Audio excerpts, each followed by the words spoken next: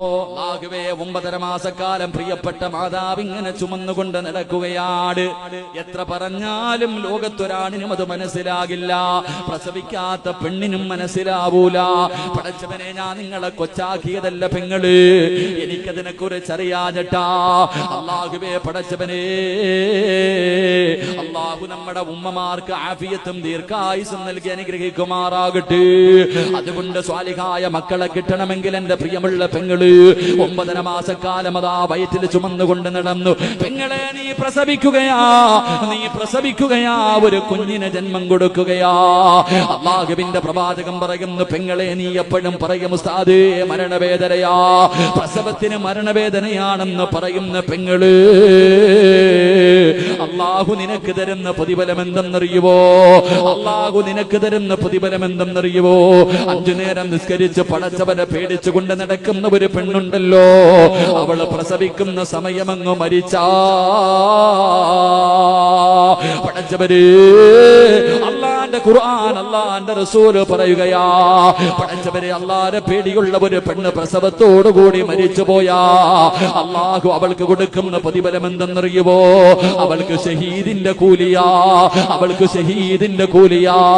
നാളെ പടച്ചവന്റെ പരലോകത്ത് ബദരീങ്ങളുടെ കൂടെ, ശുഹദാക്കളുടെ കൂടെ, ബദറിലും ഹന്തക്കിലും ഖൈബറിലും തബൂക്കിലും പടച്ചവന്റെ ദീനിനു വേണ്ടി പോരാടിയ ശുഹദാക്കളുണ്ടല്ലോ. പെങ്ങളെ, പ്രസവിക്കുന്ന സമയത്തൊരു പെണ്ണങ്ങാടം മരിച്ചു പോയാൽ അവൾക്ക് ഷഹീദിന്റെ കൂലിയാണ്, അവൾ നാളെ ശുഹദാക്കളുടെ കൂടെയാ.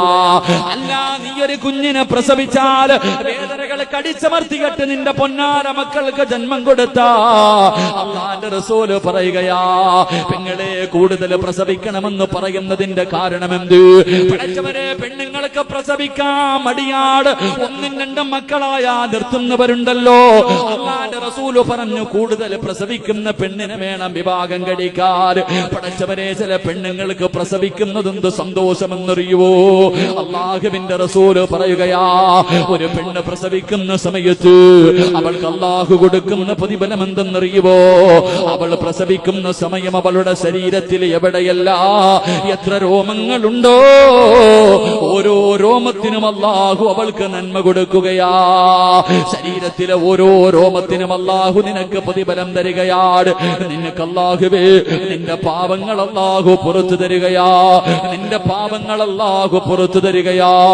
എന്റെ പ്രിയമുള്ള പെങ്ങള്, മരിച്ചുപോയാ ഷഹീദിന്റെ കൂലി, മരിച്ചുപോയാ ഷഹീദിന്റെ കൂലി.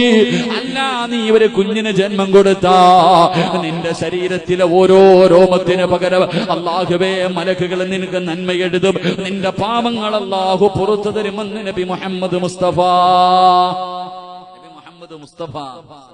അതുകൊണ്ടാ പറഞ്ഞത്, ഇന്ന് 2ഉം 3ഉം ആയി കഴിഞ്ഞാ പിന്നെ അങ്ങ് നിർത്തും, പിന്നെ പേര് നിർത്തി കഴിഞ്ഞു. പടച്ചോനെ, എന്റെ ദാരിദ്ര്യം ഉണ്ടാവുമെന്ന് പേടിയാ.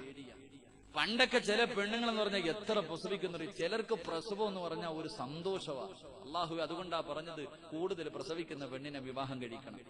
ഭാര്യ എന്താ പറയണത്? പടച്ചവനെ പേടി, 1-2 മക്കളായി കഴിഞ്ഞാൽ പ്രസവം നിർത്തണം. കാരണം എന്തേ? ദാരിദ്ര്യം, ഭയം. ഞാൻ നിങ്ങളോട് ചോദിക്കട്ടെ, ഞാൻ നിങ്ങളോടൊരു കാര്യം ചോദിക്കട്ടെ, എന്റെ പ്രിയമുള്ള സഹോദരങ്ങളെ, നിങ്ങൾ ചിന്തിക്ക്, ഈ നായി ഉണ്ടല്ലോ, പട്ടി, ഒറ്റ പ്രസവത്തിൽ 3-4 മക്കളാണ്.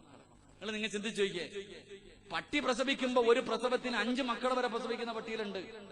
എന്നിട്ട് ഈ പട്ടികൾ ആരെങ്കിലും കൊണ്ട് എത്തിങ്ങാനേലാക്കാറുണ്ടോ? മക്കളെ കൊണ്ടുപോയി ചെലവിന് കൊടുക്കാനൊന്നുമില്ലെന്ന് പറഞ്ഞു.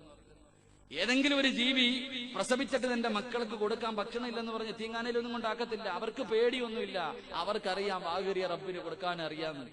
ആ ജീവികൾക്ക് ബോധമുണ്ട്. പക്ഷെ നമുക്കില്ലാതെ പോയി. നമുക്കെന്തേ 1, 2, 3, 4 പ്രസവിച്ചെന്ന് പറഞ്ഞാൽ പിന്നെ വല്ലാത്ത ബോറ. അങ്ങനെ കളിയാക്കുന്ന പെണ്ണുങ്ങൾക്ക് പേടി. അള്ളാഹു ഈമാൻ നൽകി അനുഗ്രഹിക്കുമാറാകട്ടെ. പെങ്ങളെ, ഒരു കരുണയും വേണ്ട, പ്രസവിച്ചു കൂട്ടിക്കോ. അള്ളാഹുവിനറിയാം നിന്റെ മക്കളെ നോക്കാൻ. അള്ളാഹു ഈമാൻ നൽകി അനുഗ്രഹിക്കുമാർ.